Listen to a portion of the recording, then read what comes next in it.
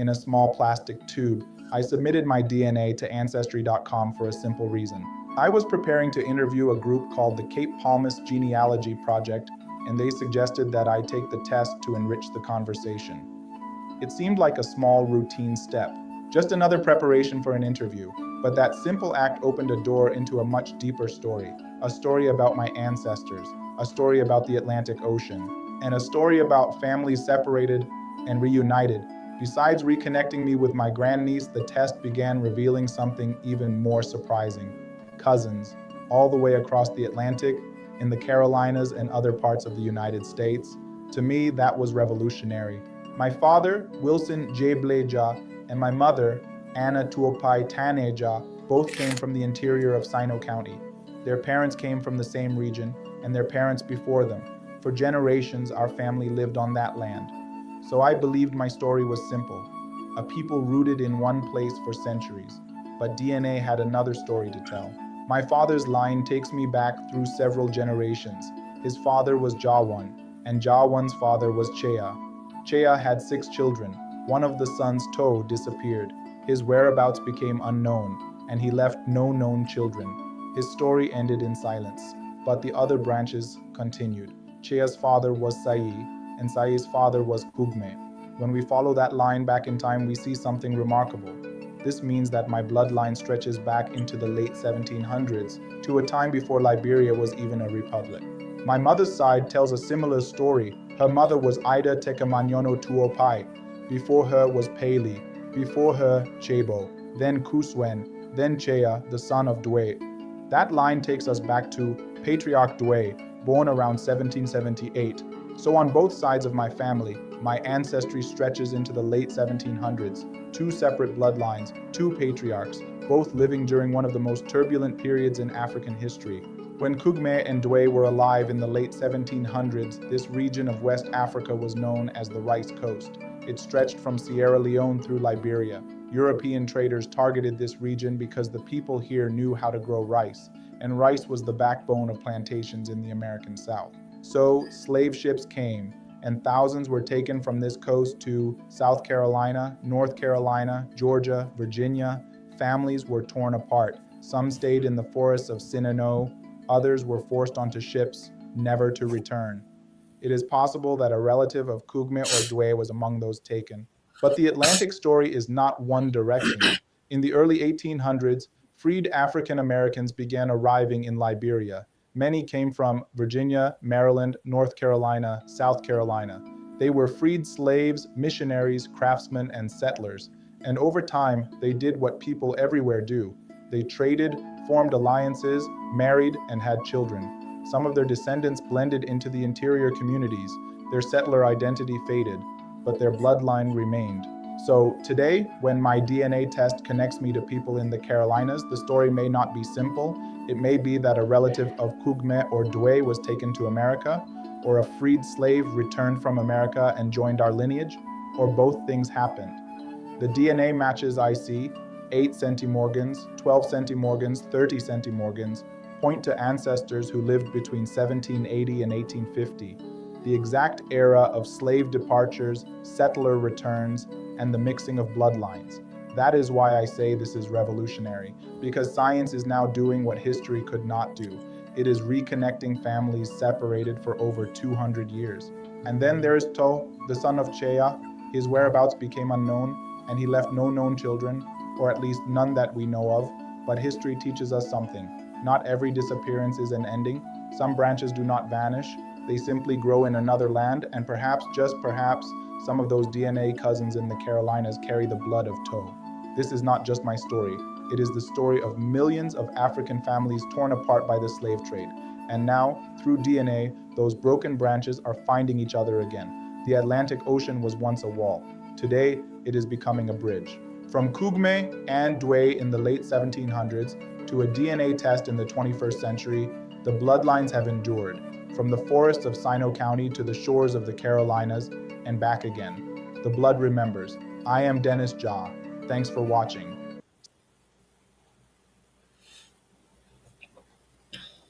Hello, ladies and gentlemen, and welcome to Focus on Liberia. My name is Dennis Jah, and we're broadcasting from Atlanta, Georgia. Tonight, I'm fortunate, I'm happy and excited to have members of the Cape Palmas Genealogy Project as my guest. If you watch the video that just played, something happened.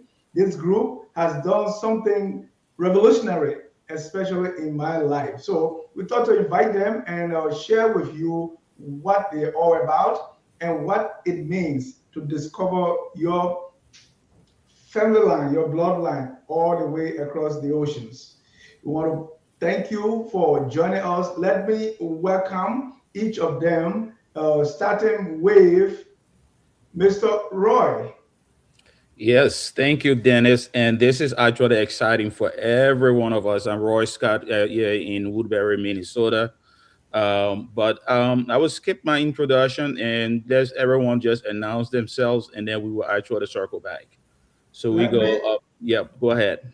go ahead. Let me welcome Susan. And by the way, I attended their meeting one night and I met all of them. So I'm excited to introduce them to you as well. Susan, thank you for coming.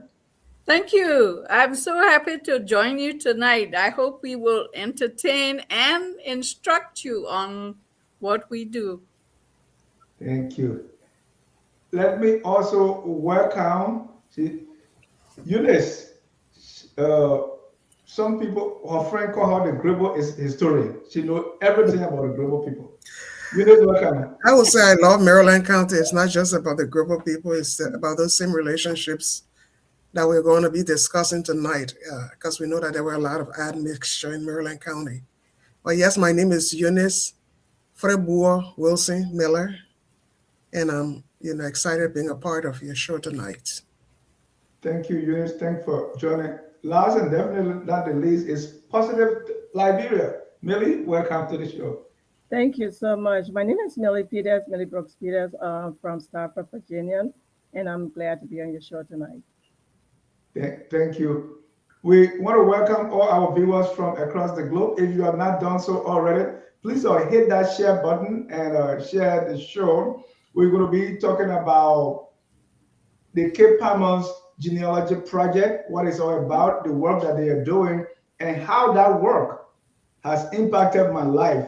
And I'm hoping at the end of the show tonight, you're going to be giving the same testimony that I'm giving. And I use that word testimony to make a point. You could tell now that I have a church background. So let me start by saying, what is I want you to again come up, what is the Maryland, the Cape Palmas Genealogy Project? And you can use that to talk a little bit more about yourself so that my viewers can get to know you more. Okay, can we start the slideshow then? That's it. That's That's what the right. Maryland Genealogy Project is all about. And for Right. that, Okay, so this is our symbol, the Kipamas Genealogy Project, which has the DNA circling around Liberia. Okay, next slide. Okay, so we're going to talk about the formation and growth of the organization, who are our core members, what is our mission, what are our major accomplishments, and why we are relevant. Next slide. Okay, the Kepamas Genealogy Project was established in November 2022 by individuals with family ties in Kepamas, Maryland County, Liberia. The group focuses on DNA genealogy and has developed its mission, goals, bylaws, and elected officers. After launching a Facebook page, the project has grown to include 321 members, probably more now. Next slide, sorry. Okay, our core members. And you met Hugh. William Hare is in Kepamas at the moment, I believe. You met Eunice. Patience, she's not present with us right now. You met Millie. Jacqueline Hamilton or Araba is not with us presently, nor is Helene Johnson. And I am Susan Cooper. A little bit about our members. Okay, Roy is a relative, I don't know how big that is on your screen, is a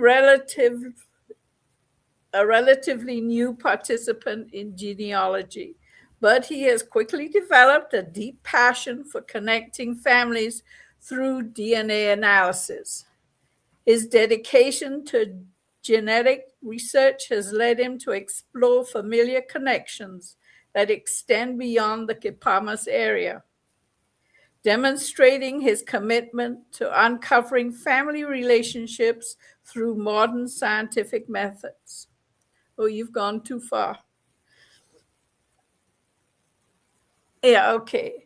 William has a strong interest in learning about his ancestry in Maryland and the broader United States.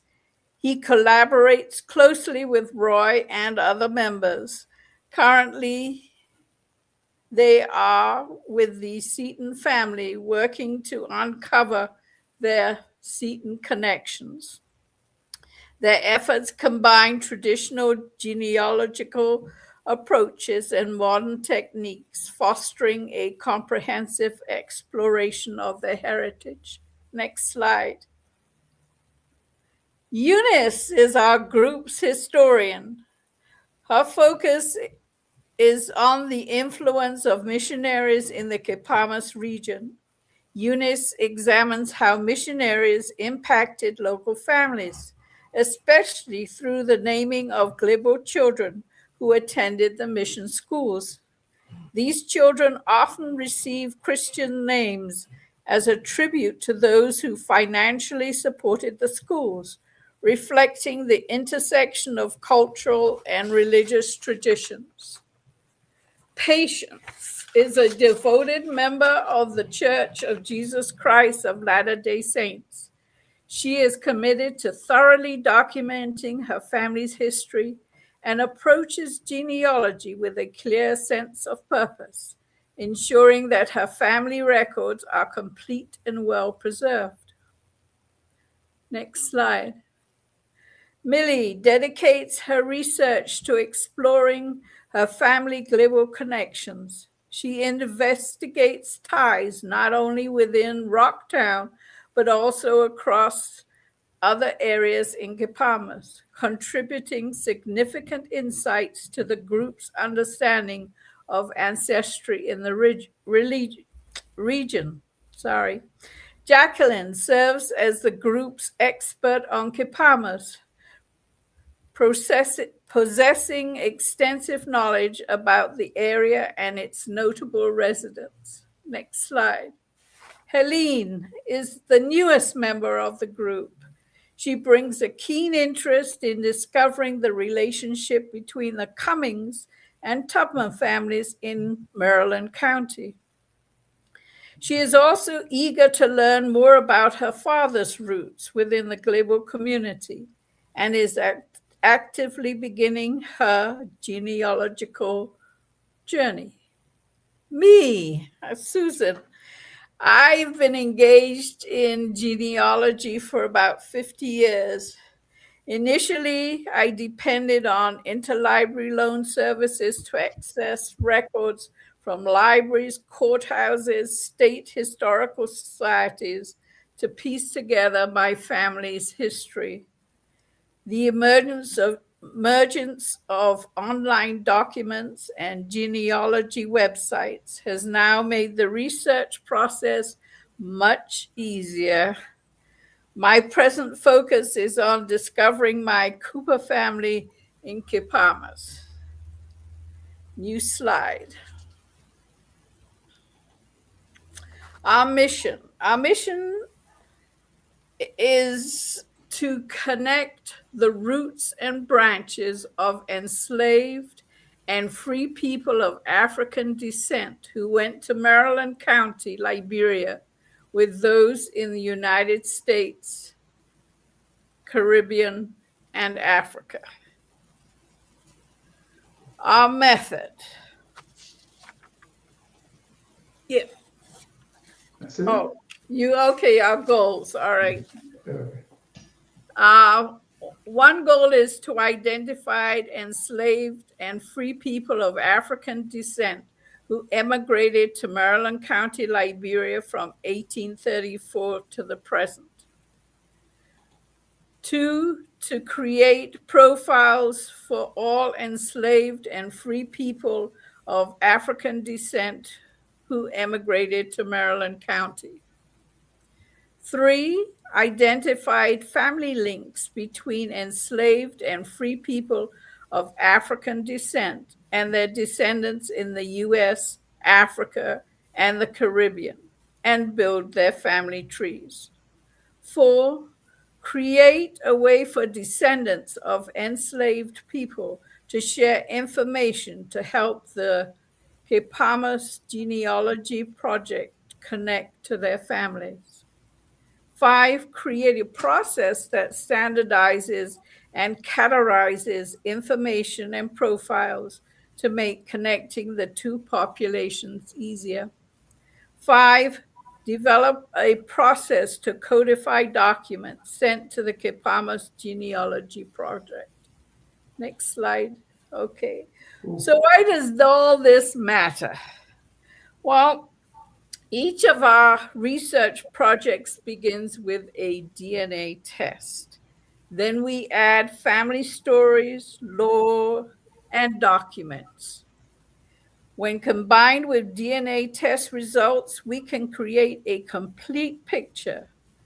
Therefore, with the help of DNA, we can map family trees that link past to present, reconnecting families with their roots both inside and outside Liberia.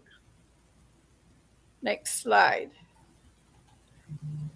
DNA has provided a scientific way to trace and understand our ancestry, i.e., family members who came before us.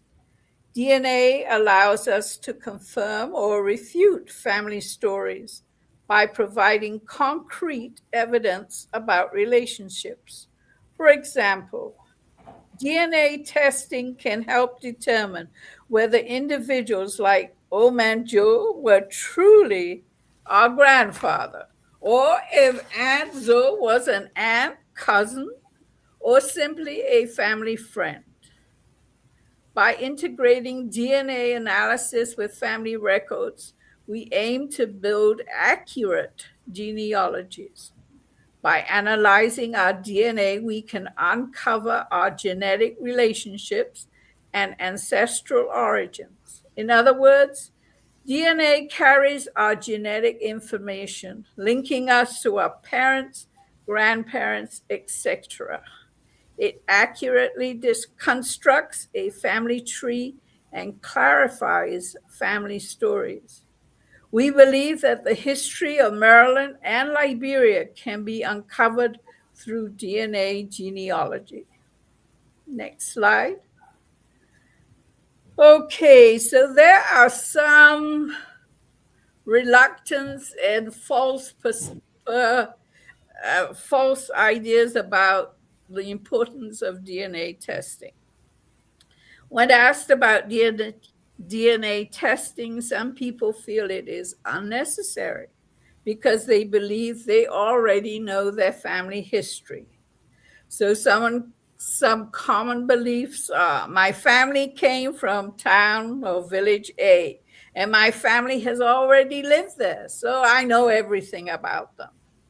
Others say, oh, I know I'm 100% Glibo, so why do I need a DNA test? Apart from my relatives currently living in the US, I do not connect through DNA to anyone in the US. So why do a DNA test? 14, slide 14. Okay, so is this correct? Can we say that if you are 100% Glibo, which I don't think most people in that area are 100% of any particular ethnic group. Can we say this is true? The prevailing perspective regarding family settlements is that once a family established itself in a town, they remain there for generations. It is assumed that women did not relocate after marriage, choosing instead to stay within their communities. Men were also thought not to seek wives from neighboring towns, but rather to marry within their own locality. Furthermore, children were believed to grow up and remain in their birthplace, continuing the cycle of stability and limited movement within the family unit. But this is not true. DNA results often reveal surprises. Individuals who believe they have exclusively DNA from indigenous groups find they have hundreds of DNA relatives in the United States. Next slide. The population of Maryland and Liberia is often described as a blend of people who migrated from regions north, west, east of present-day Liberia. This includes recaptured and enslaved individuals from the Congo and other parts of Africa, as well as immigrants from the United States and the Caribbean. It is commonly understood that all Liberians identify with one or more of these groups. However, this perspective may not fully capture the true complexity of Maryland's population. Our recent research conducted over the past 2 years suggests the commonly accepted view is an oversimplified view of the people of Maryland. The story of Maryland's people encompasses much more than these broad categories. Next slide.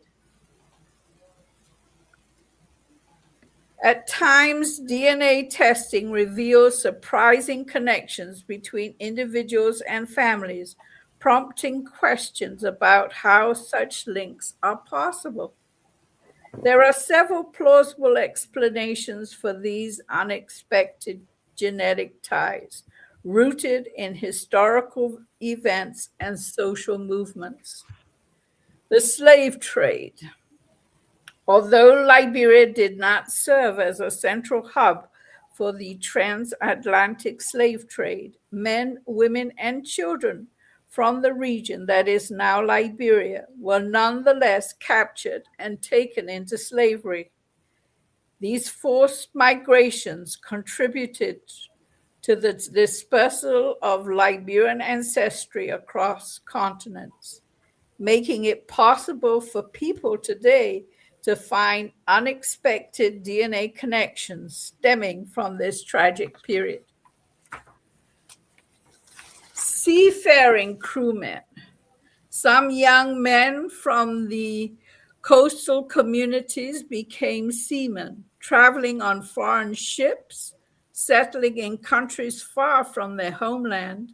When these men left their ships at foreign ports, they often established new lives abroad, further expanding the reach of Liberian ancestry and creating new lines of connections across borders. Immigration and intermarriage. During the 20th century, African American and West Indians immigrated to Liberia, integrating into local populations. Although some Liberians married foreigners and additionally, some Liberians married foreigners and relocated to other countries. These migrations and intermarriages introduced new genetic influences and contributed to the diversity seen in DNA connections today. Educational opportunities and scholarships. In the 1800s, Protestant missionaries offered scholarships to indigenous young men from Liberia enabling them to study in the United States. This opportunity led to the movement of individuals and families, further broadening the network of Liberian ancestries. Beginning with the Tubman administration, the government of Liberia also awarded scholarships to its citizens, allowing them to pursue education abroad. These initiatives encouraged international movement and contributed to the complex web of genetic connections observed in modern DNA testing. So we find some people are children of those scholars who went to the United States. Next slide. One of our earliest and most significant achievements has been the application of DNA testing to investigate family relationships within the Palmas region and throughout Liberia. This scientific approach enabled us to delve deeper into family histories and clarify a long-standing question about lineage and kinship. So one of them is about my own family. With the help of DNA analysis, we pursued an important question. Are all members of the Cooper family in Palmas and Liberia related? I've been told we are all related, and people have tried over the years to make that possible. Our research, however, provided a definite answer. Despite some intermarriages between the two Cooper groups, the results reveal that they are, in fact, separate and distinct families. This discovery has brought clarity to the family's history and relationship within the region. So I'm sorry, my other Coopers, we are not family. Beyond uncovering family distinctions, our DNA efforts have played a vital role in helping family members in the United States reconnect with their relatives in Liberia. For example, Michelle Robinson is one such individual who, through DNA assistance, discovered her Liberian roots and has made many connections with her Liberian family members. And of course, our host, Dennis Jar, has also benefited from these efforts and has already recounted his story. Ongoing projects. So the Seton Family DNA Project is one such of our projects. The primary objective is to identify the descendants of Samuel W. Clark Seton, who lived from 1830s to 1908 by using the DNA tests. Through DNA tests, we hope to confirm or clarify family stories pertaining to the Seton ancestry. This scientific approach will provide greater accuracy when constructing the Seton family tree, ensuring that the lineages of Samuel W. Clark Seton is documented with confidence.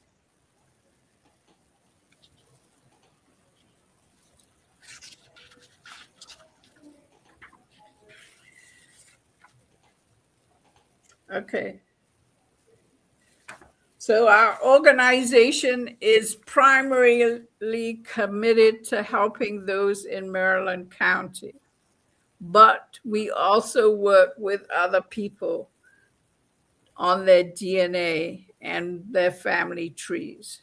So if you're not from Maryland, you can also contact us and we'll be very willing to help. So whether you're seeking to confirm your family connections, or learn more about your ancestry, we will provide resources and support to guide you through the process. If you need help, just submit a request and our team will assist you in finding the information you require. Last slide. So this is how you can find us. We're on Facebook, and it is called Palmas Genealogy Project, or CPGP, or we have an email address, and that is at Gmail. Okay. We hope to hear from anyone who is interested. Thank you, Susan. Thank you. Thank Thank you. Thank you, Susan. Thank you. Roy, I see something Yes. on the tip of your mouth. So say it. Oh, yes. So, Dennis, this is about you. Thanks to Susan and thanks to everyone on the team here, and thanks to you also for inviting us. Like Susan said before, one of the things we want to clarify is that DNA does not lie. DNA tells the truth. Sometimes it takes a while for people to actually accept that, but we use DNA to actually clarify it. And the presentation you give, Dennis, kudos to that. It shows the complex relationship us Liberians or people of Liberian descent actually have. And when we're talking about Liberia, we need to talk about Liberia in different contexts. And we need to look at each of those past history lines to discover exactly how we came to be. For example, before Liberia, there were people there, and the people were actually living. And then people from other parts of Africa went into this place and they were continuing their life. And then people from here partly went into that place. They intermarried and they formed this place, the country called Liberia. The country was not actually integrated holistically like we have it now. The northern part, interior, were territories. And then what happened, there's another part all the way from Maryland was its own country. And after some time in 1857, everything came to be. But all along the coast, we had a lot of activities that actually went on in Liberia before Liberia was even called Liberia.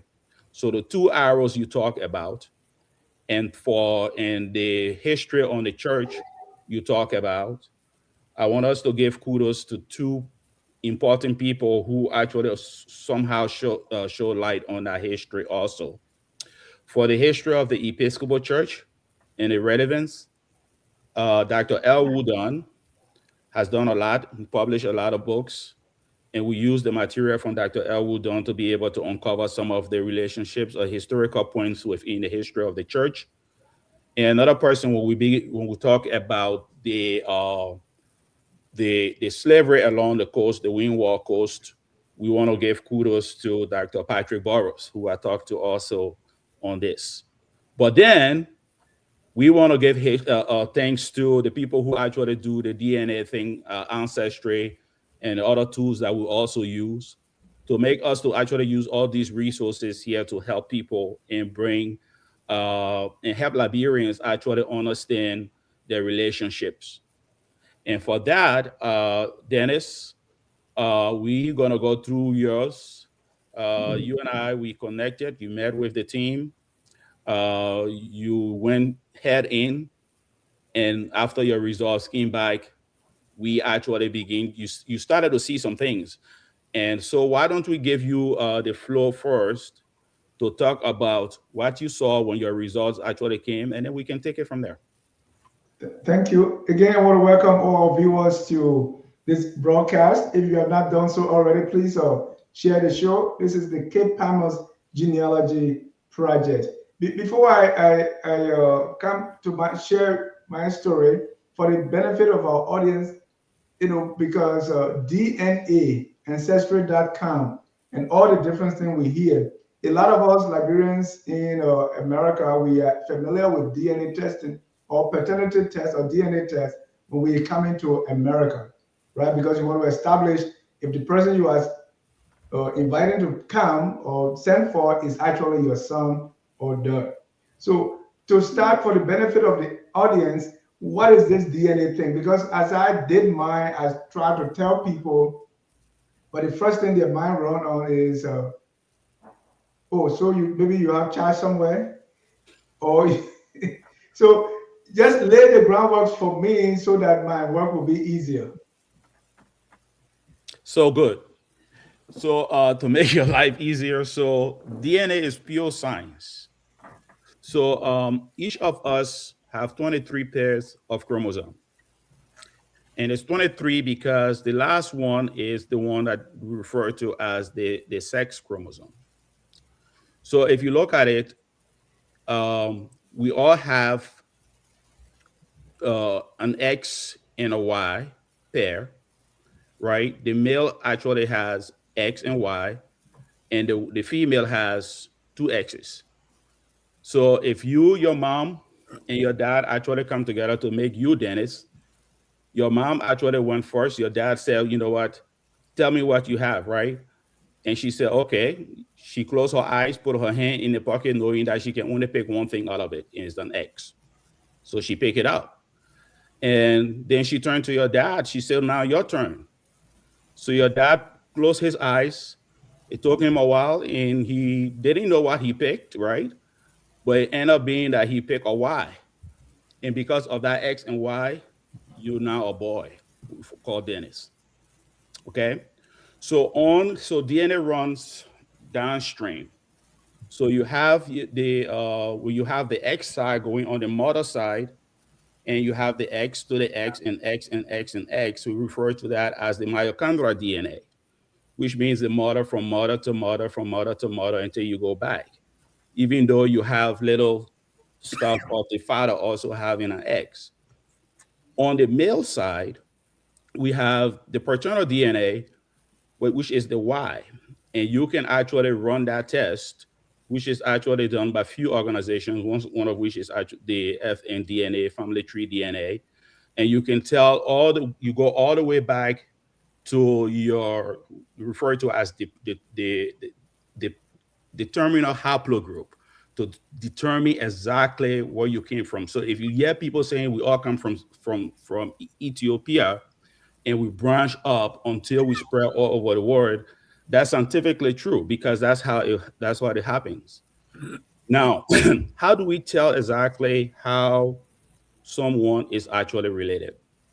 On the chromosome line, we have segments, okay, and that's how we actually go down into the detail to see exactly if you are related to someone or not.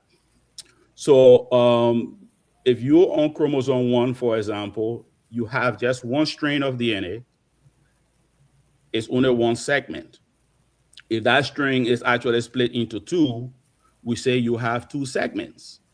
And the complication of that is actually very important because you and your sister from the same mother and same father can be related to someone, but that relationship is only showing through one of you.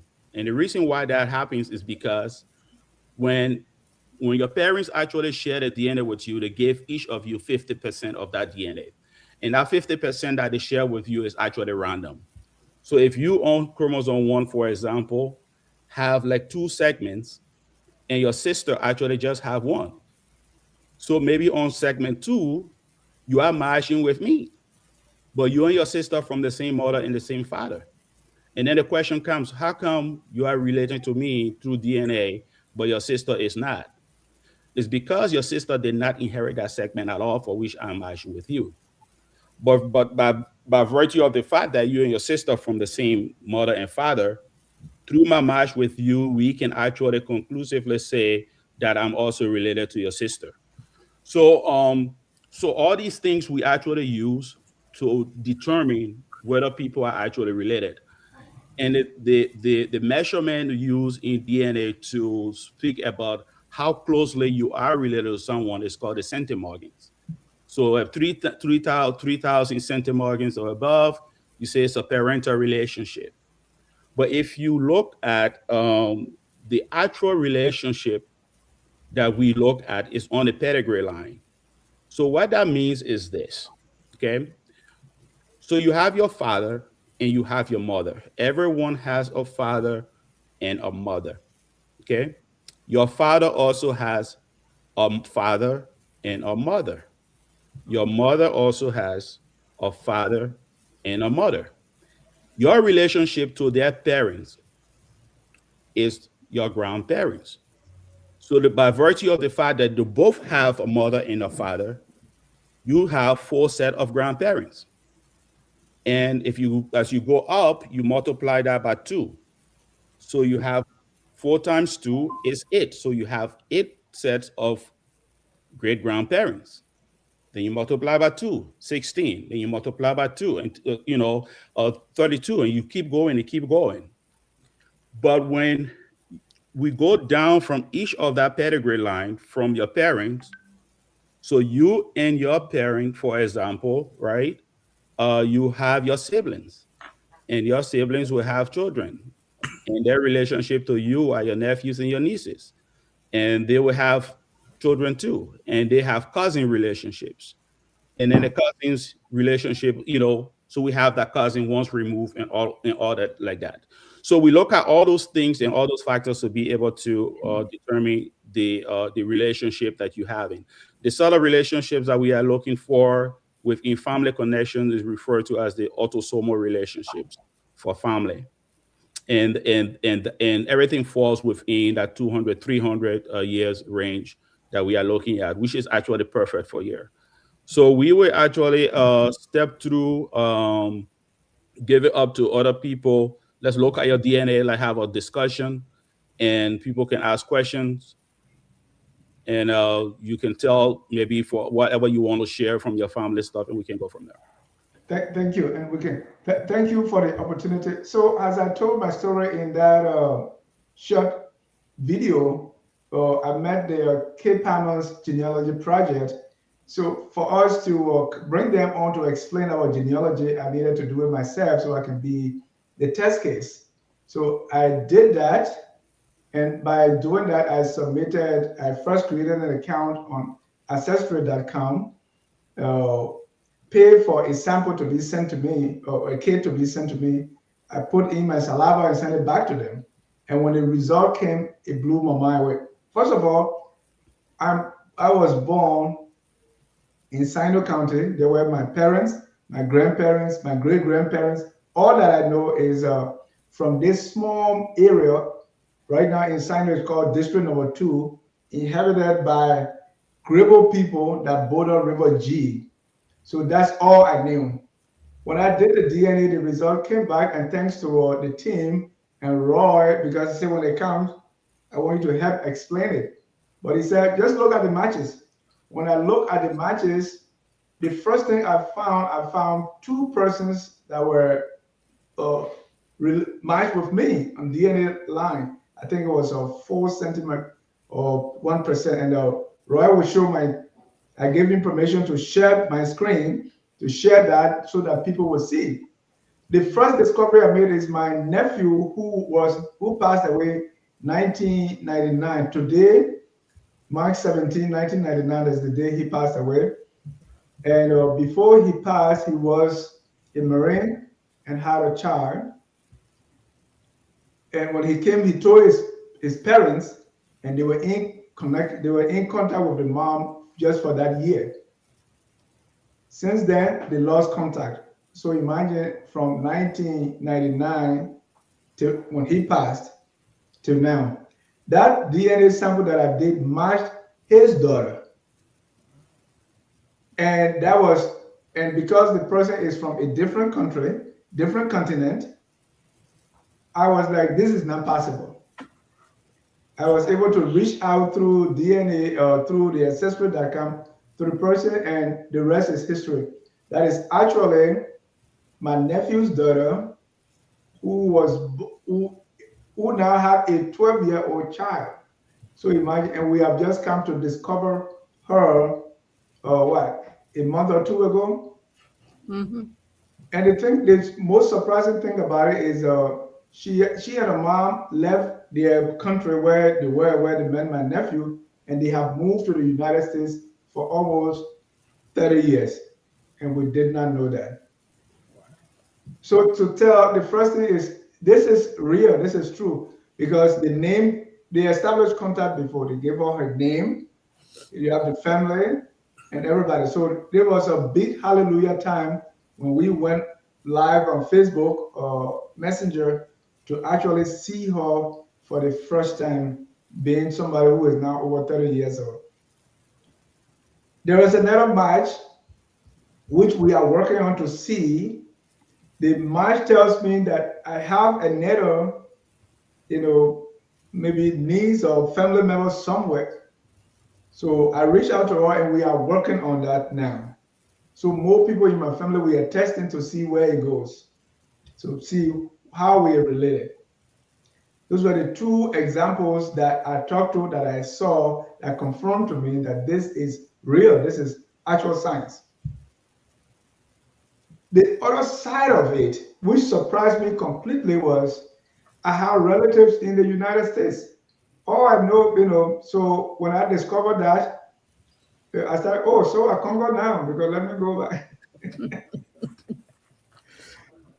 There was many relatives that I discovered North Carolina, South Carolina, Georgia, and they're all over the place. So I was wondering, how is this possible? Because before, the way I thought about ancestry.com was like, oh, how we think.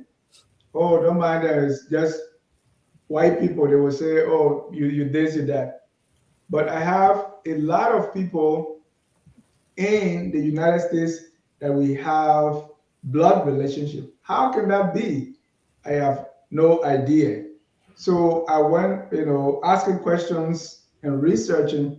It's like, it is possible, because if I look at my parents' age, my grandparents, my great grandparents, something might likely happen. Either someone from my side came to the United States, or someone from the United States came to us. The reason I never thought about that, because we are not along the seacoast. We are all the way deep in the forest, where you have to walk maybe 3 or 2 days before you get to Greenville or any of those places. So that was, to me, very surprising. And I decided to share. And so as we speak, there are a few people in my family now doing their DNA test too on ancestry.com, so that we can put this all together. Let me stop that far. Yes, thank you. Anybody on the call want to chip in there from the team? Questions, comments, contributions? Well, I'll step in. Like you, Dennis, I have been trying to find, because my folks were the first set of folks that went to Maryland from here, the Norris family. And my grandfather was also born on the ship going to Liberia. And so I come from a long line of Norrises and Magnets, and in Magnets we couldn't find anywhere. So back in, I think it was 1992 or 1992, my mom came, she joined me here in the States. And we went to our old church in Philadelphia. We started searching records, baptism records, and stuff like that. Because remember, during those days, the slaves didn't have birth certificates. So the only way you could trace them was through baptism records, or if you went to the Library of Congress.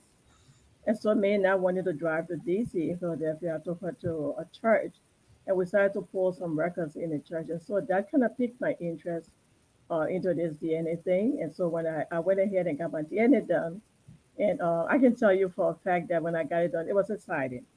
And then I contacted Roy. I'm not sure how we got connected, but we contacted him and we started looking through family tree DNA. And he was able to find my dad's, was that a death certificate? Death certificate the day The my death dad certificate, died. yeah. Yeah. And that just brought back old memories. So I can tell people that sometimes we as Africans, especially us Africans, we hear DNA, we run for the hill because we feel somebody want to take our DNA and do something with it. They want to sell it. They want to make money off our DNA. But I think DNA, to me, with its scientific facts behind it, it's a way for you to clarify for your own self where you're from, and if where you're from, that family have any illness that you need to watch out for. It's something that will help you along the line. So I would encourage people to go ahead and get a DNA done. If you have any doubt about yourself or wherever you came from, it's a very good start point for you. So for me, I went further. I did do 23andMe also, and then I did the African ancestry. So like Roy explained earlier, African ancestry pointed my family, my mother's line, back to the 10th generation of the Timini tribe in Sierra Leone today. So that's how far back that I can say my mom was like, her mom to her, to the 10th generation was 100% Timini.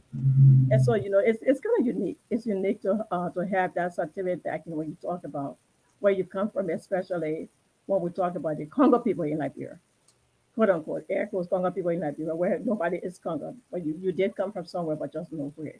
And so, I mean, I was glad to have that done and to have joined the team. Yes. Thank you. Not to currently what is going on at the Liberia Guinea border, every time I watch it, the people there, so Guinea, Sierra Leone, Liberia, in that triangle, all kissy. Mhm. So this whole idea of like the border and all these things. So mainly when you're talking about the fourth, fifth, third generation Timini, that's what it brought to me there. Just because somebody put a line, Right, so we have really forgotten how this was almost like one group of people, like one big right, town, right, just expanding. right. And so DNA is kind of clarifying this thing even more. Right. Because most of us from the Sub-Saharan African and Africa, and I think Susan maybe can shine some light on that. We came from the Malian Empire. So before there were lines drawn by the colonial folks, it was us, you know. So we didn't have this my land, that's your land. And they divided Africa up for their own purposes. Yeah. So since we're on that side of the history and the complexity of that, Eunice, you wanna throw some little light on the global relations as it relates to that region, because you yourself you just came back from Liberia on a family trip that actually um, relates to both sides.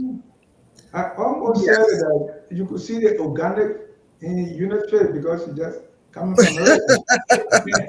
So yes, I'm just from Maryland County. But I spent most of my time in Kavala, Okogbede, and they had like different programs were going on.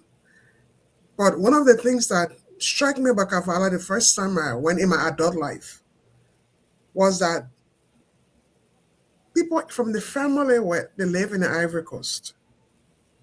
And I was just so happy. I'm like, you know what? All these borders cannot really separate families. This year I went, it was basically the same people were there, but like people from our immediate, I don't know, my father's family, like people were across the river in the same, we are your family. And we all stayed in the same house. It's like we're one family, I mean, genealogy wise. It talk so like these borders, they just create, unnecessary stuff. But if the people in those areas understand that they're the same, usually it works very well. And they can benefit from both sides of the border. The second thing before I stop talking is another thing about in Maryland County. They are in family units, and some of those family units, the same family unit in this town is in another town. So some of what we are also looking at in Palmas Genealogy Project is because of all these English names. they don't really give the whole story. That was my first research question. I asked my father, why do the Guerrero people have English names? And he said, when the missionaries came, they would take two brothers, they would give one a different name and they would give one the other name. But we're still one family. And that's the one family, like the Paynes, the Tumes, and the Newvilles. It's the same family, at least in Kavala. But maybe in another town, they will have a different English name. So in Kavala, the Wilsons, some of the Wilsons, because there are two sets of Wilsons. The Wilsons, the Dixons, they are from one family. But it's the same family in Fishtown. They are the Johnsons and the Fremonts. So when we did the test, like I matched somebody from the Johnson side. My siblings matched some of the Johnsons. So we also want to look into these claims that these are family, even though it doesn't matter that they have this different last name, they are the same family. It's important to know that because a young girl will come home with a guy she met at college. He's a Bedell and she's a Vinton. So, oh, we have different last names. And then they come home and they say, nope, that's not going to happen. You are the same daddy boy, so you can't get married. So those are the kind of, things we want to study, but also to let people know these things or to tell the children these things so that they're aware. Yeah, and that actually makes sense. In your case, Dennis, you are first person from Liberia, from that region, Sano County, who took the DNA test. Yes, you said your folks actually live all the way in the interior, but our research is also showing that with a lot of admixture and stuff that happen in those areas as well. So the video you share with the introduction did really show the two arrows, and is that place being on the slave coast, people being taken from there and coming this way, and then people from here also going back, and then mixing up again, which is a double-edged sword. And we're seeing that stuff in the data in the case of Liberia. Liberia has a very complex set of relationship. So in Sano County, I know for sure I did a study and came across Montgomery Bell. So Montgomery Bell was a slave owner here. That's besides Sano County being where a lot of people from Mississippi actually went, because it was called Mississippi in Africa, if I'm right. But Montgomery Bell also sent about 300 or 400 of his slaves into Sano County. You can YouTube that there was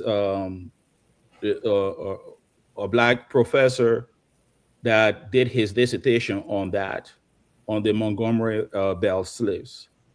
So when those people actually went to Sano County, in the same way folks left from here, went to Monserrato, went to Cape Palmas, they met local folks as well.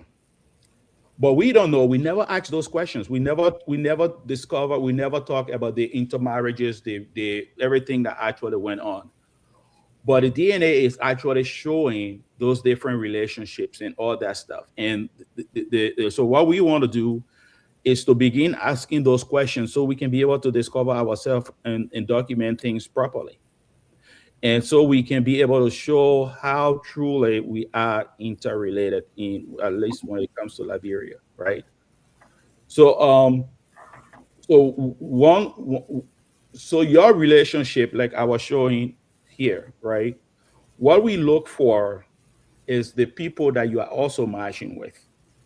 So we have a cluster of people that you were matching with. Most of whom are actually African Americans on the side. That Liberians also were looking at, like for you discover your niece, which is part of the happy ending for me that brings joy to my heart. When somebody actually discovered a family member.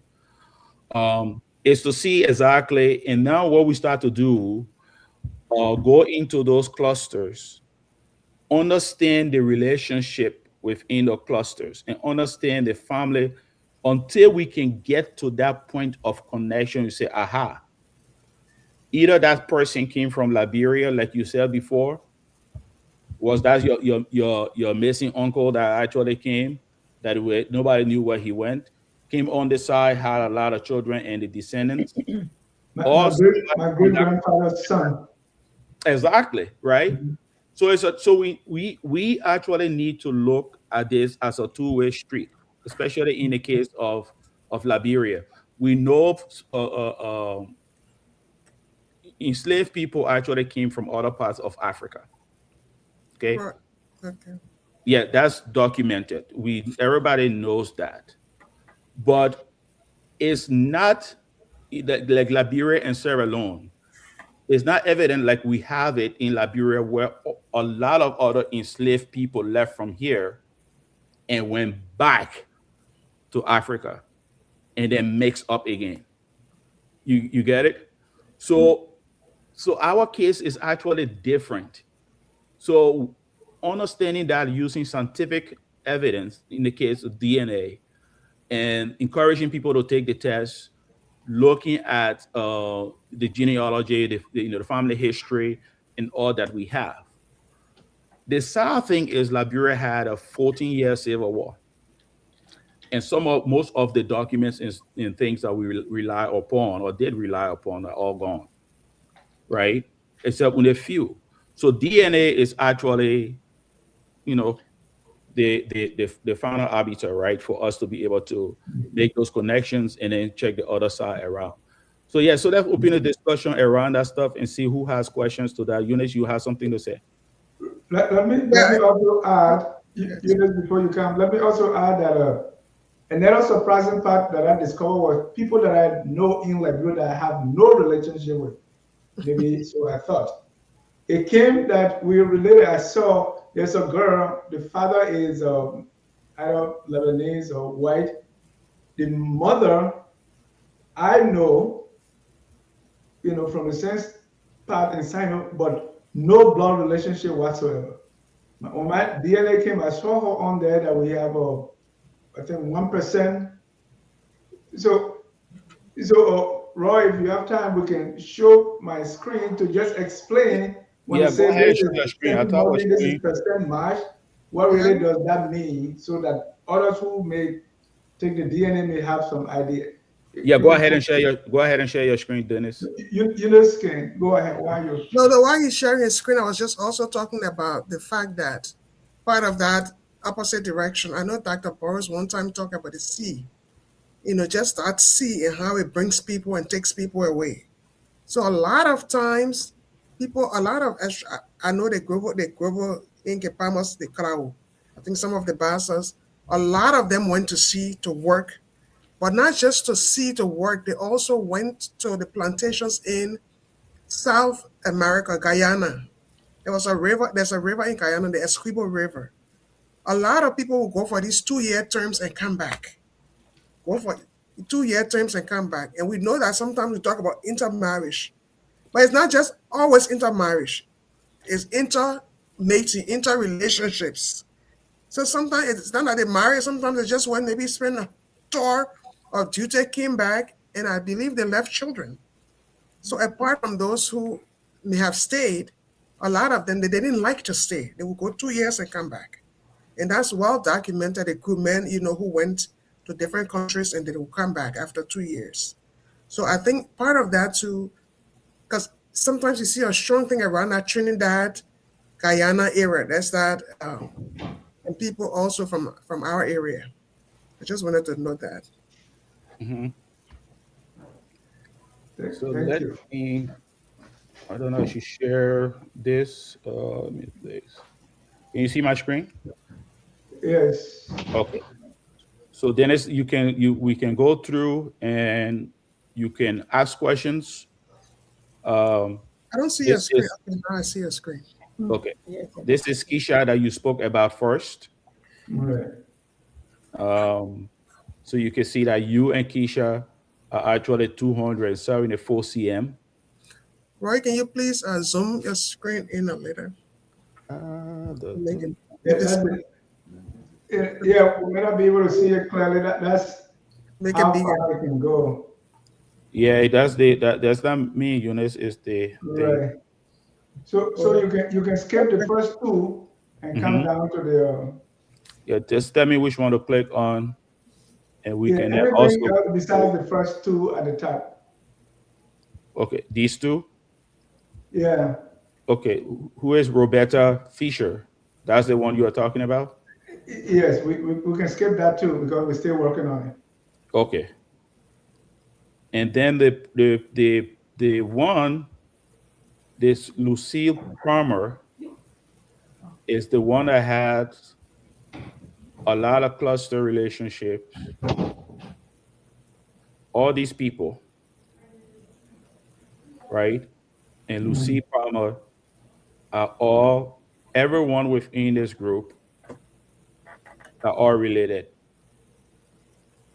And you can see you and Lucy Palmer actually matching here at, you can see on 2x, right? Remove a third cousin level on two segments. Remember I talked about the segments? Right. So on the same chromosome, two segments, or in this case, maybe on two different chromosomes with the two different segments, and come the segments that way. So now we this is the cluster that we need now to go through. And what we're doing here is we look to see, we skip you and see how these people actually relate to each other Yeah. by going through their family trees and then connecting the dot to see, okay, this one is related to this one through this person on the family tree, because we can examine the tree to be able to look at that. And then understand the history of these people and see, to actually now come to draw some conclusion on why you guys are actually matching. So the if it falls within fourth cousin or third, ancestry goes up to a fifth cousin relationship, which is it's kind of not really far back. But fourth cousins, like I said, would be third great grandparent. Okay, you minus one, so the third great grandparent relationship, and that's that is not far if you look on the pedigree chart. Um, So so, yep. so let's say if somebody is 274 centimorgan Hmm. and 4% share DNA, what does that mean? I have another one, Yeah. 118 centimorgan, 2% DNA. The rest of the people are 1% share DNA. What does that mean? So the bigger the number is how closely related you are to the person or recent. So if you have, let's say, for example, somebody on Facebook says something otherwise, because the numbers can actually fluctuate, and you have, like, let's say 3,000 cm, right? It means that you and that person have a parental relationship, parent-child relationship, right? So we can tell anyone with 3,000 something will say, oh, you know what, that's your father or that's your daughter, kind of stuff like that.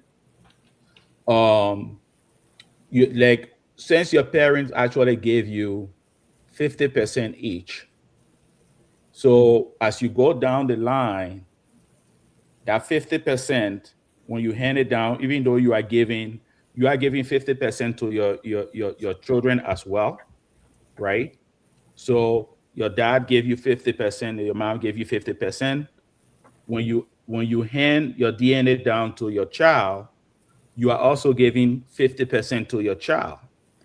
But your child relationship to your father is a quarter. So 25, 25%, rather than 50% in relation to your father, right? So my daughter has 25% of my father DNA. Exactly.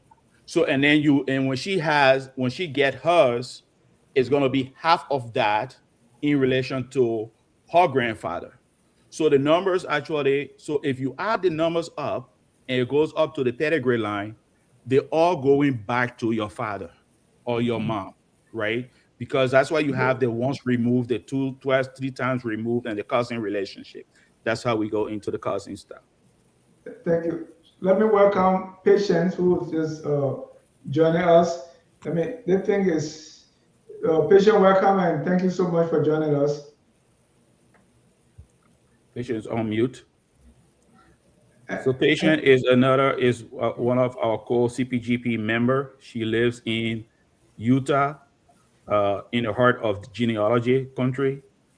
Um, so I think she's on mute. Once she gets on mute, she can fully introduce herself. okay. So if my father gave me 50%, I give Mhm. my daughter 25% from my father. By virtue of that relationship.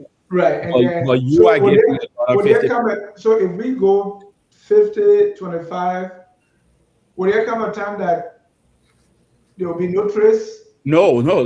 Yes, obviously, if you go all the way back, those percentages, lost. So, for example, you can see it vividly on Ancestry. Anything that goes below If I think, below it Roy, if we go the further away we go from the original from the DNA regional, yeah, relationship, the less DNA we have carrying on. So yeah. So that's why he was explaining with the DNA drop from brother to sister.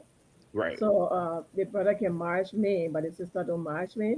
So is that further away we get until we get down to that less than 5%, which of course ancestry will not take anything more than 8%. Am I correct? that's Yeah, right, And yeah, that's right. so they would not take nothing more than 8%, but you have that DNA that's still anything carrying on. less. Yeah. Yeah. So And because of nothing that, so less than than the 8%. Yeah. anything below 8%, 8 centimorgan, not 8%, but 8 centimorgan Eight Ancestry. centimorgans. Yeah, I'm sorry. Yeah, Yeah, thanks for the Ancestry does correction. not show, but we have other tools to go Yeah. down to the wire, right? If we can't conclusively say something about the relationship on Ancestry, we have other tools to go down to the wire to make that conclusion. Right. So Hello? yeah, Yeah, Patient, we can hear you. patient is on. A I patient, can't don't hear go on mute. anyone. You can hear Sorry. us. I'm unmuted, but I can't hear. There's no audio. It's from your end because we can hear you. We can hear you. Check your mic. Okay, she dropped See, you. there's a comment from Folita in the comments. Okay. Okay, there it is. How do we get other regions? How do we get other regions of Liberia to Eunice? You want to go and answer that question? So you reading already? It's a general question anyway. Fine. Right. Yeah, Uh, uh, let Dennis go ahead. no. First of all, I'm not from Maryland, and I tested. Mm-hmm. I'm right, That's and a good one. I encourage because so those of us that come from large families, I have three mothers, right? Not So biologically, but yeah. yeah, because my father, I have three mothers. The one in America, they will say stepmom, but Okay. that doesn't exist in Dominican. We- So So with that, the testing it goes in different directions. So for me to add to that question is I tested and I'm not part of the Cape Palmas Genealogy Project, and it's not restricted. So Go ahead. yeah, so Folita, yeah, that's the answer. I think it's based on interest because somebody might not be genealogically or historically from the Gepamos era, but they've been hearing rumors that somehow somebody is from Gepamos, or maybe they don't know. They just say, I don't even know where I'm from. So I'm going to contact Gepamos Genealogy Project and just do the DNA. So I think we are open to everybody in Liberia who's interested. but we just had a focus on Cape Palmas because that was where our research question was. Like, why is it like this in Cape Palmas? So that's why we focus on that area. And we invite other regions to come uh, from Liberia also, like Eunice said, Dennis said, because Cape Palmas ruled Liberia for 27 years. And so there were people coming from other parts of the country coming into Liberia and leaving their DNA behind too, right? So you may have Cape Palmas root, but you might not know, right? So we're not actually exclusively looking at Cape Palmas, but we know that in Cape Palmas, like we said, like the Ashkenazi Jewish community, Cape Palmas have a resemblance to the intermixing of that community, for which everyone from Cape Palmas, we have the thing where they call everybody cousin. Okay, there's a reason why I used to say the same thing. Why everybody calling everybody cousin, right? And some of our Cape Palmas women will say that that they cousin business. That's why some of us not married, right? But there's truth to that. Like one of my aunts will say, you go to the party and you enter the room and you look like everybody. Not kidding. So we've seen that I'm related. I didn't know I was related to Eunice. I'm related to Eunice. Okay. Made it, you and myself match on Jet Match too, didn't we? Yep, we did. Okay. So then bald hair myself, we are related. And so you can see the interrelationship all over. And those people, our old folks knew what they were talking about, but nobody could ask the question. Can I say something, Roy? Can I say something to? Yeah. Mm-hmm. Also, there was also this practice of people having farms, and on those farms they were having children. Yep. And when some of them, when they bring those children to town, they would say, "Oh, this is a little boy from the village that I want us to help." But that father knows that it's his child. But the wife doesn't know that it's his child. And so we had those situations in Cape Palmas happening. And so some people are curious. They just want to say, let me find the truth of this thing. So. Yeah. Let's give Patience. Let go, then Patience can chip in. Yeah. I want to go back a little bit to Felicia's question with people from other parts of Liberia. I mean, Dennis, for example, he's a good example of people from other parts of Liberia that has an interest in DNA. And so I don't think it's just about Maryland. I think because Maryland is our focus and our root, but I think anybody from Liberia can ask this group to help them find their family or help them find where they're from. And I think we'll be glad to help.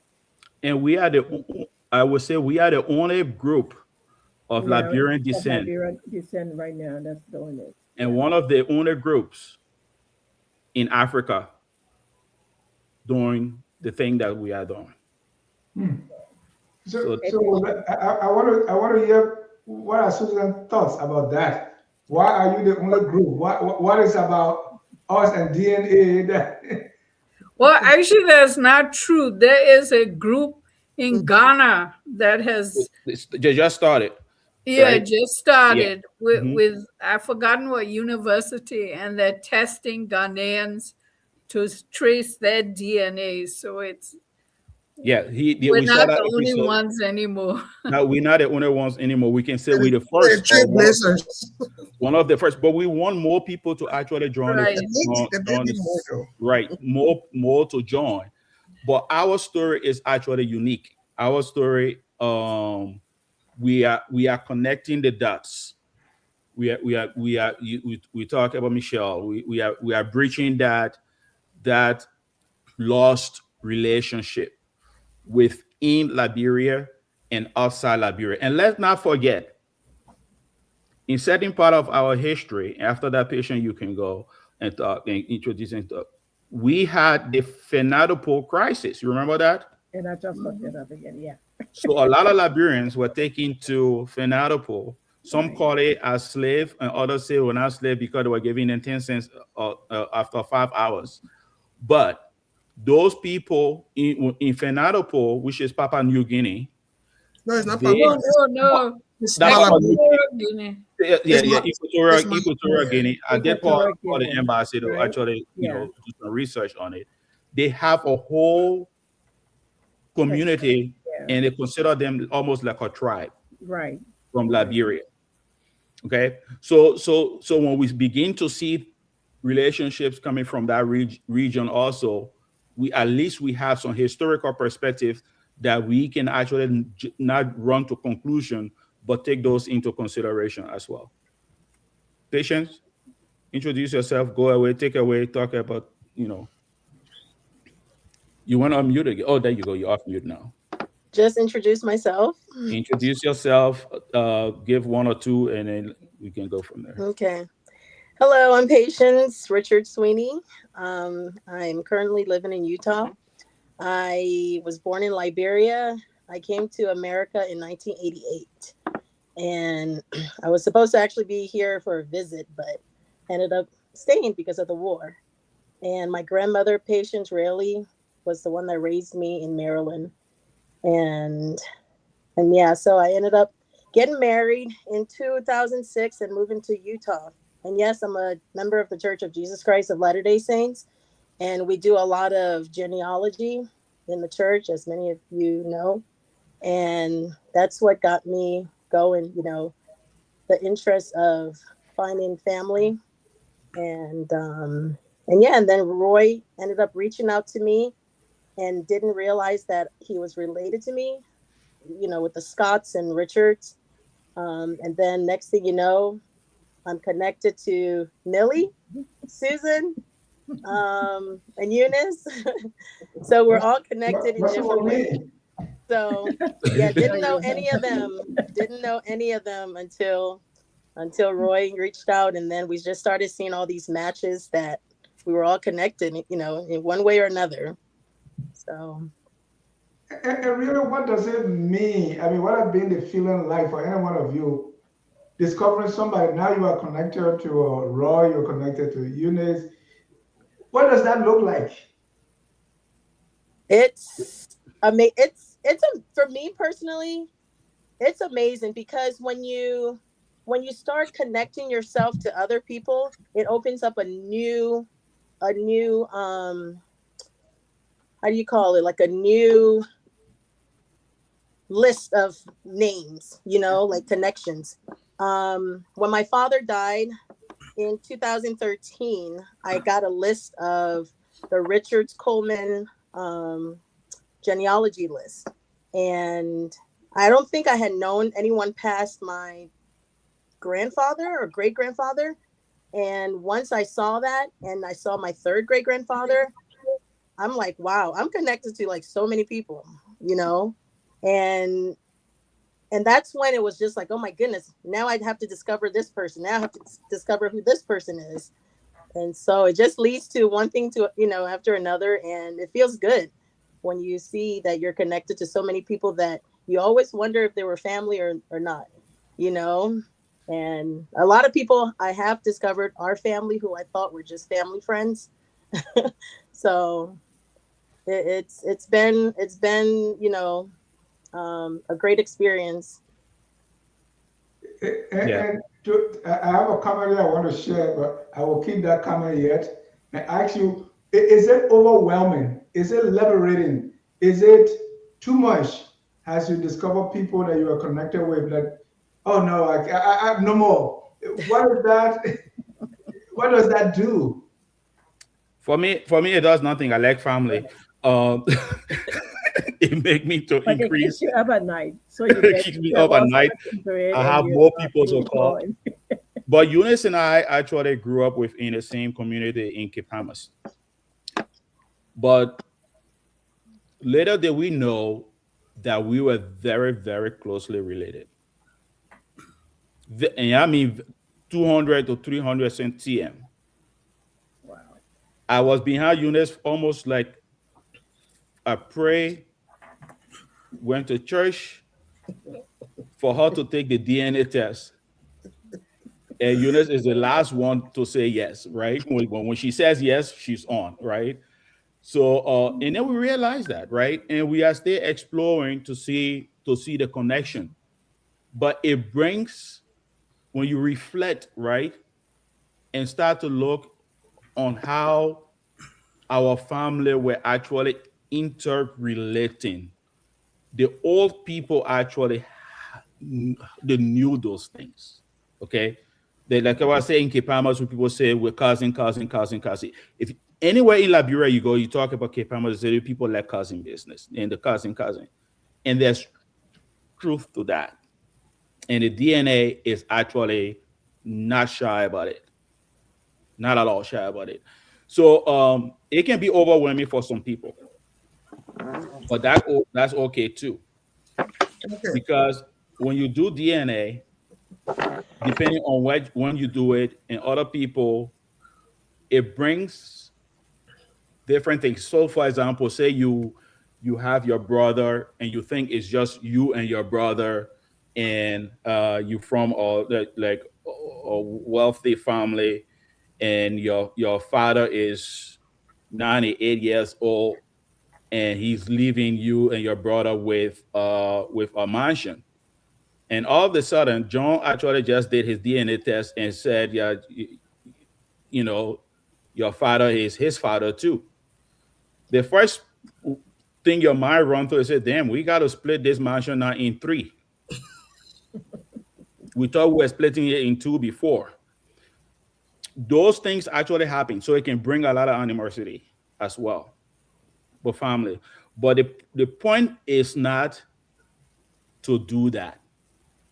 I had someone else who mom actually went to her grave thinking that her father was some man all the way in the boroughs of Groundsess.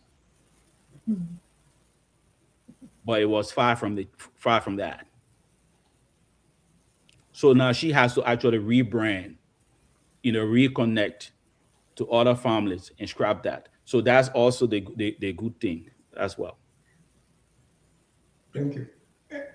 Ladies and gentlemen, if you're just joining us, this is the Cape Palmas Genealogy Project. We are stepping through DNA, including my own DNA, what I found on Ancestry.com about myself that I didn't know. And that most of us here now are sharing our stories about interconnectedness that we never knew before. If you want to join, be part of the conversation, please call the number that's on your screen. It's 605-313-6004. The code is 791-403#. Again, if you want to be a part of the discussion, please call 605-313-6004. The code is 791-403#. If you're absolutely not in the US to call the conference number, you can also dial my number directly on WhatsApp for you to participate. This is so important that we want all of you to participate. If you have questions, if you have comments, or you want to know more about anything concerning DNA, concerning genealogy, please don't hesitate to call us. We have Judisha is watching us from PA. Markborough Jane said, imagine doing a DNA with your spouse and finding out that you are related. Yes. Yeah, Markborough Jane, it happens. Because and yeah, and people marry their own cousins. We can't say yeah, but it happens. We know stories, and those are some of the things that keep our group going, because we take 1 hour to laugh at night when we meet, and then the other hours we actually do the work. But that's part of the energy that we put in the group. Yeah, can I say something, Mr. Jack? Another downside, I don't want to call it a downside, but there's another side to DNA where somebody is convinced and is just trying to find family. But when they do the DNA, they realize that who they thought was the father, or even the mother, is not. And so that's a side that can be hard for people. But some people, they already may be aware, they're just doing it to be sure, so I just wanted to, Yeah. put that in. And we take those things very seriously. We don't share your DNA results to anyone. We want to share your results right here on the show, Dennis, because you wanted us to do that. Everything that we do is mono on mono between us and the subject that we are actually trying to help. Yes, when someone is trying to find their relations, and then they realize that who they thought their father was or who is not. We have adoptions and those things happening. The DNA is only answering a biological question, but family connection is more than DNA. Yes. There are people who were brought into your biological family, but they became family. Just because someone is not related to you on a biological level is not what we're trying to prove to give you some sort of ammunition for some level of exclusivity. That's not what we're trying to do.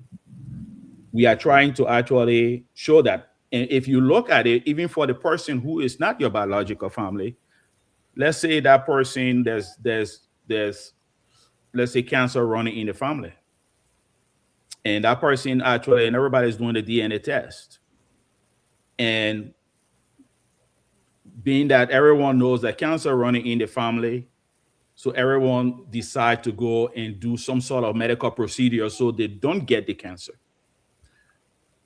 And the person who happened to not be biologically related, only based on the information handed down that they are related, their family, may end up going to do the medical procedure as well. But if they had done the DNA test prior to that, it gave them more information to say, you know what? Yes, I'm family, but biologically, I don't have that cancer DNA for which all the other folks are actually doing it. So that's a good thing. Okay. So it shouldn't scare people for not doing it. By the same token, you may be missing maybe some little girl that is actually looking, and she thinks that she's the only one in this world, and and she looking to see whether she has other siblings out there. She's looking for that brother, she's looking for that sister, and then you end up taking the DNA test, and then you matching with her, like in your case, for example, Dennis, right? That your niece thinking that, oh, you know what, she's lost, right? Because she lost her father, right? And she ended up finding you guys. And I think it was during the same time of the Thanksgiving, right? Right after that. Right after And yeah, and it brought, you can speak of that a little bit more, right? It brought joy to your family, it opened a lot of stuff. And so yeah, maybe you want to share more on that, right. Dennis. It's a lot of good feelings Mhm. because my sister whose son passed today, she posted in our chat room, and we were all kind of crying, thinking about her son when she first got the call that his son died in an accident. So this little girl is now the one she's going to see to remember the song even more. And I think it's next week she's going to see my sister for the first time. Mm. And everyone is going around there to see. And I want to talk more about DNA because Liberia has a country. I've been focused on my brother doing this thing for since 2017. And what I see in Liberia is a lot of chaos when it comes to ethnic groups. You are from this tribe and from that tribe and that tribe, right? Again, another thing is the polarization. What people believe, you are from this class, you are Congo, you are country. You are Pele, you are Vi.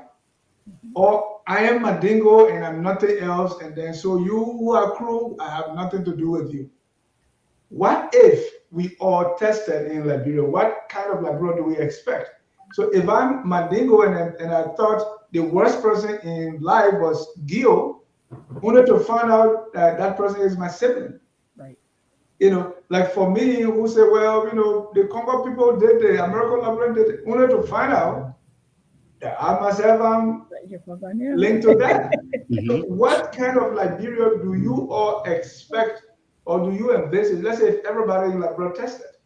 And now not only that in Liberia, that across the border in Tulople or in Taboo or Duode, as they call it in Maryland, or in Bosu, that this just one people separated by just a line that somebody all the way in Berlin drew.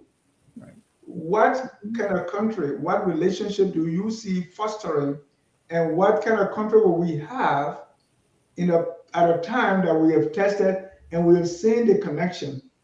That the person you thought you had no connection with is actually, in fact, you've even discovered that you are more Loma than Kissy you thought. Your thoughts? Yeah, Dennis, I just want to give an example. Before, I know before, there was a lot of things about, oh, the Nigerians are this, the Nigerians are that.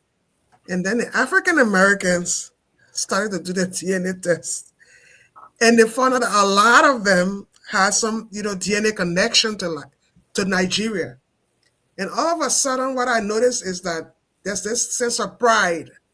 Oh, I'm a Nigerian, but I believe that it kind of tempered down on how, they may have seen Nigeria, because I believe in that process, they wanted to learn more about Nigeria. So I think if that happens in Liberia, it's going to be the same. People are going to be less hostile, to other groups. I mean, the thing is, I would say this today, because sometimes when you talk about your ethnic group, people think it's because you're trying to bring the others down. There is something called ethnic pride, and we shouldn't also overlook that. You want to learn about your ethnic group, but it's the one that borders on trying to bring people down and stuff like that. That's what we need to discourage. And I think with the DNA tests with different people will kind of soften a bit with that attitude. Yeah, no, that's true. Um, and I hope everyone in Liberia can do the DNA test. And I will give a clear example to that, because I did all the DNA tests you can think about. Right, I spent the money. I did the haplogroup test, which is about $400 for that test. Which talk about your paternal DNA. And after I did the haplogroup test, my stuff came back, and then I got an email from a guy holding sheep from Egypt. you know, I think I showed that to you, Millie, Millie laughing. So I'm like, the man sent, telling me, say, welcome on board, brother. and but that's the haplogroup. It goes back. All the way It back. shows how how related you are. So what the haplogroup is this, right? Like I gave an example always to say this. People say we all came from Ethiopia and then we branched out. Keep that in mind. That different groups that actually went into Liberia came from somewhere, and they branched out into the different areas and also intermarried. So if the haplogroup, let's say we are all on this call, and that happened during the Liberian War. So everybody started to run away from the bullets, right? And some people got in taboo. They felt complacent. They thought taboo was good for them. So they stayed. Then another group thought taboo was so close to the border and they were not feeling comfortable. So they thought of moving. So they moved up, they went to San Pedro. And those groups started to go until they settled to say, okay, yes, I think I feel good. And then they started to build their families from there. So that analogy is actually you can use it and relate it to the haplogroup. And where they settle to build a family, that what we refer to as the terminal haplogroup. So your terminal haplogroup will say that you're from this place or that other place in white. So if you look at the folks, the in the case you mentioned, the Mandingos in Liberia, most Liberians will have Malay in their DNA. Okay? Most Liberians will have Malay in their DNA. Yep. And So Nigeria. you will be surprised that we are all related to all those Mandingos that actually came down the line. Yeah. Yep. And the DNA is the one that we can then be able to show how connected we are, both Liberian within the diaspora, Liberians actually who live in that area and across the different borders. And I think that's a good thing. And I would encourage all Liberians to actually go ahead and do that. Thank you. Yeah, I might jump on next just for a short statement. When we ask about what Liberia want to see today, I think encouraging your friends and relatives to test will soften a lot of these verbiages that we hear about different ethnic groups within Liberia. Personally, like I told you the story going back to the Timinin, uh, great grandmother to the 10th generation being 100% Timinin. Notwithstanding, on the father's side, we did get a lot of Malay in there too. So we have Malay in Nigeria. So personally, what I did, I encouraged when I did the DNA, I encouraged a sister of mine to test, and she's currently watching that from Georgia or Venus. So I'm like, okay, I need you to test. I need to get some facts, going here for me. And she did. When she did, she popped up. So now we encourage our older sister to test. Unfortunately for the older sister, she's also related to me on my mom's side, being my mom's grand aunt's daughter. So ancestry is now confused as to whether she's my sister or my auntie. So, encouraging people to test and try to soften a lot of these verbiages of Congo or you from a dingo or you gear, I think it's incumbent on all of us that's here today and everybody's watching to get people to test because we're going to soften this blow on you don't belong in Liberia syndrome that we have or this is Congo people, or these are Madinga people, or these are Fula people. You check behind it, we all got some kind of those blood in us. Notwithstanding, we don't want one group to overpower the other, but we want to live on a neutral ground and be cordial to everybody within our surrounding or within Liberia. Thank you. I don't have any color yet, and so let's begin to wrap up. Anything that we didn't touch on that you want to bring up? Yeah, so we'll go around the block, and me first, then Suzanne, then Patience, and then Miller, last. So we will still continue the DNA is a continuous process. So you do the DNA, and when you do the DNA, your DNA gets compared to every Tom, Dick, and Harry that ever did a DNA within the system. And as new people do the DNA, that comparison, that engine is actually going on and going on and going on. So new results going to keep coming. And you are helping yourself, but by the same token, you are helping others too. So what we're going to work on next, Dennis, is to build your tree, help you explore the results, look and see exactly how you are actually relating to those people within certain clusters. Hopefully, we can then be able to answer some of the key questions. Like when you did your DNA, it helped me to answer one of my questions when we brought about the Scott person you and I talked about. Yeah. And so in Liberia, they say you pull rope is say rope pull bush or something. Yeah. Somebody would say the guy hasn't been back for a while. Monkey pull bush. Exactly, right. So we encouraging people to do the test. There's certain questions that we need to have answers to in Liberia. some of which we actually answered, like what Susan said on the Coopers. Right. Uh, so Susan, I always bring this story up. They were having the Cooper reunion in Minnesota. Boy, who's also a Cooper, and I told Susan, when you go to that reunion, don't dance with him until that DNA result actually come back. We can prove that you both are related. And we had a classic case, and we use our show how the depth that we go into to show that two people are actually related. And Susan and Bohe actually show that case very well. So if you have, we also do support people, and we give DNA kits out. Like we share DNA kits with the Seaton family that we're working on, for example. Um, so in cases like that, we can also help. But for me to wrap up, Dennis, I want to say thank you. I still will be, helping you do your results. And did your sister get a kit, by the way? Yes.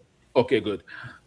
So as the results actually come in, we'll analyze the results for you, and we'll go for it. But I want to say thank you for the night, and thanks to the people who actually were watching from far and near. Susan? Yeah, I just like to say that this journey does not have an end. As I said, I began about 50 years ago. I'm still working on my family tree, especially the Cooper branch. That one bedevils me. Um, I have a grandmother, and I don't know her last name.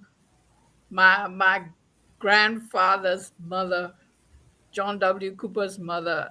She's Florence, Alice, somebody. She had three husbands, but I don't know her maiden name. So I'm trying to find that out. But it's a never ending story. And when you do find a connection, to me, it's a very exciting. I mean, I have people calling me who are real distant relations, and I find it very exciting, So, and try and so, expand the tree little by little. Susan, before you hand out the mark, you said if you pull rope pull monkey and monkey pull bush, what is in the bush? Maybe that was scaring people. So tell us about this bush. Well, the bush, you don't know what's in the bush. Oh, It could be good or bad, or I don't know, maybe bad. I don't know about bad, but unexpected, I should say, because okay. some people believe so and so is their father.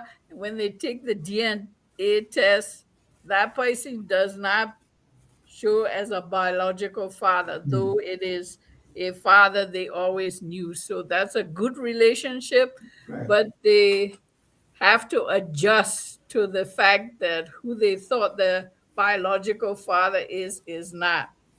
So that takes a little while for people to digest, and some people are scared to find that answer out. But after a while, you adjust. Right. But there are cases where people find all kinds of things.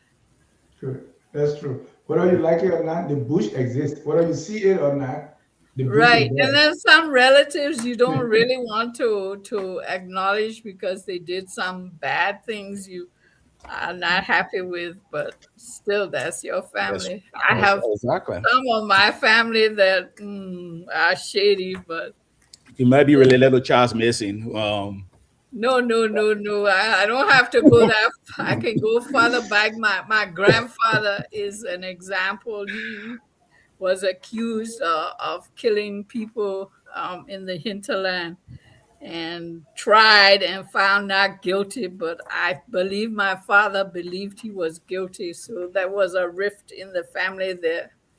But That's true. I can't change that. Patience. Wrap it up on your end.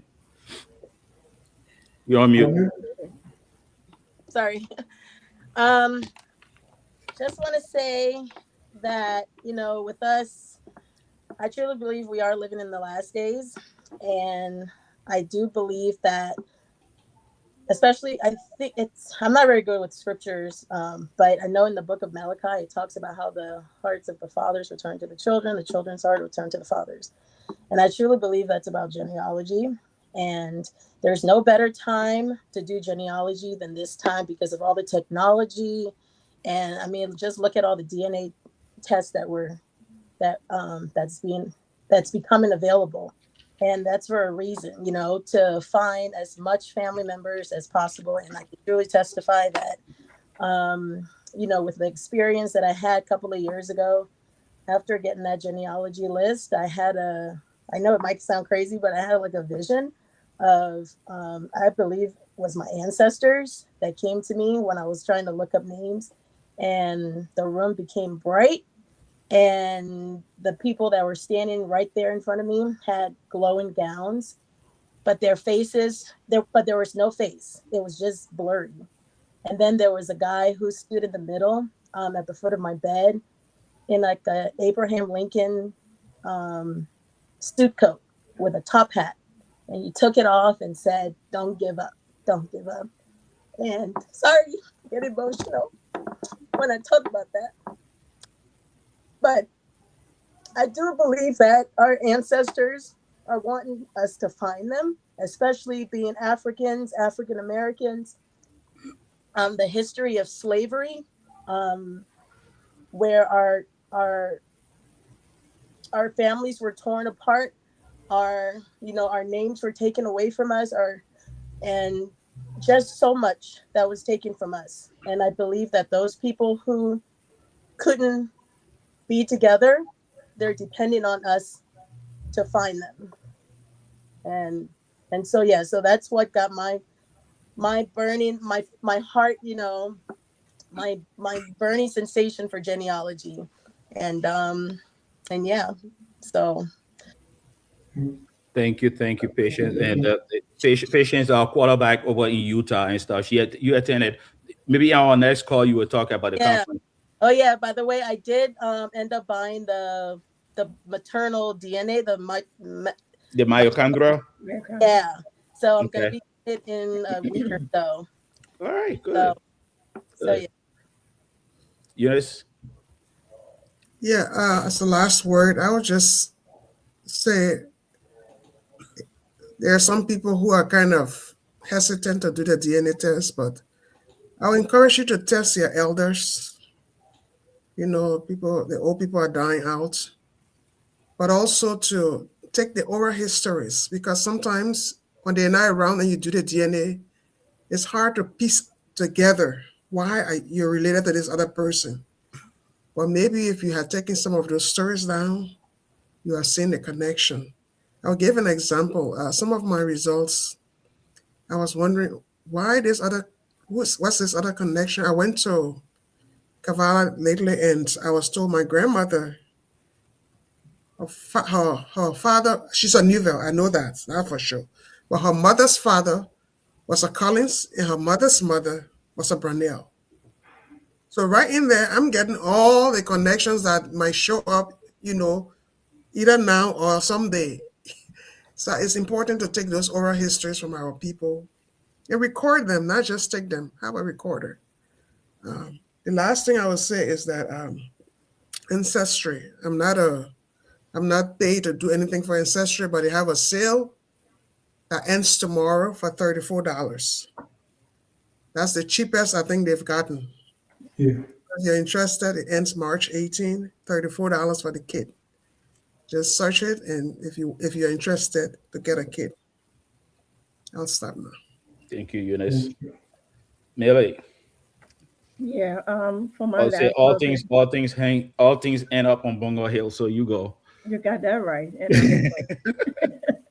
So, Dennis, I just want to say thank you for bringing us on your show, and I'm hoping that this won't be the end because I think by spreading the word and having this repetitive in people's ear, that's how it sticks and have people come back to come do the DNA or really pay attention to what we're saying.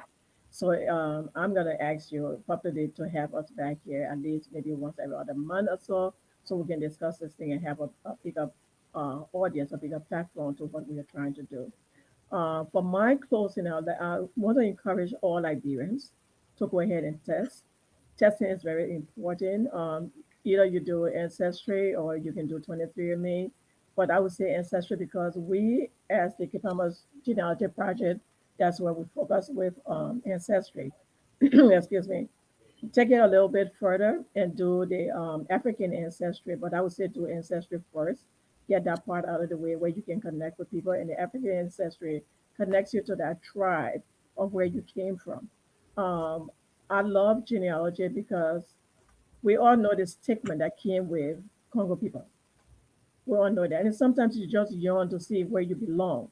And where you belong put me in that sense of getting this genealogy done to have myself on that peace of mind. Now going back to the tribe, I'm going to share a little story with me going to Sierra Leone and stay in a Timonese man house and didn't even know my ancestor came from that line on my mother's side. So the old people say wherever you go, stranger, whoever takes you and holds you well, look very deeply into it. You have some blood relationship with it, and I did not have a clue. So after I did this and found out that yes, my mother to the grandmother to the 10th generation was Timini, it kind of made my relationship with that family tighter. So I knew that I had some kind of connection, even though they took me in the house and didn't know me from the way. So I'm going to encourage people to test, encourage you to come to Give Farmers Genealogy. We are the only group in Liberia that's doing this. Come to us and we can help you find your people, or even just put you at ease.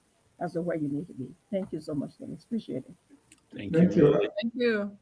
I like that story, kind of spiritual, right? Yeah, That somebody takes you in and is very nice to you, check it. Some just blood. doing that. Yeah. Right. I see why I was nice to Roy. Maybe we related. Yeah, you never know, I Dennis. know.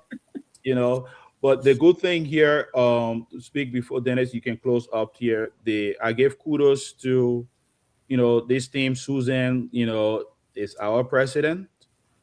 She worked her hardest.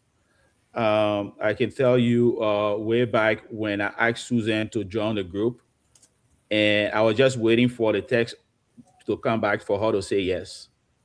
And she said yes. I'm like, woo, good.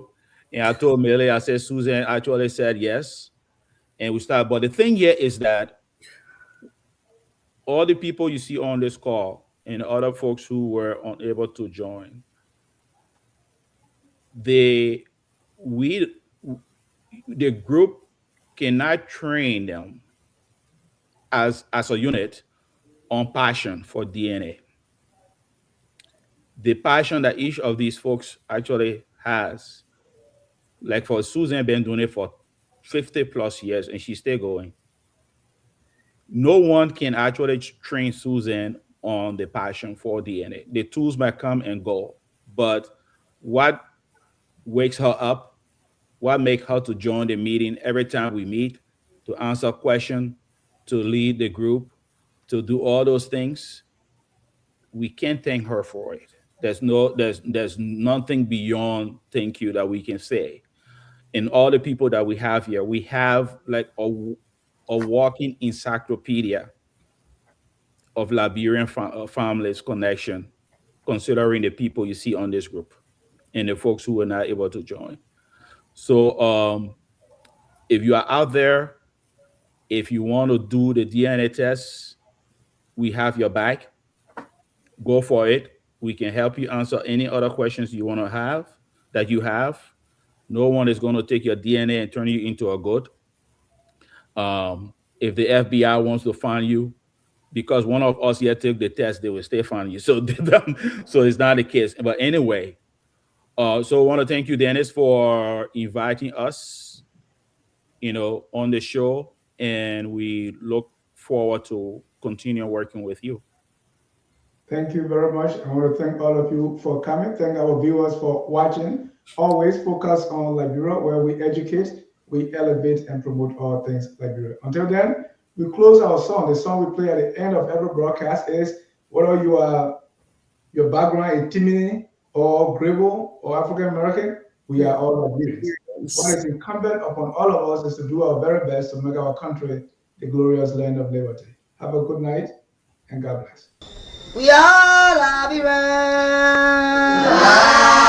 Labira is our home. Labira people.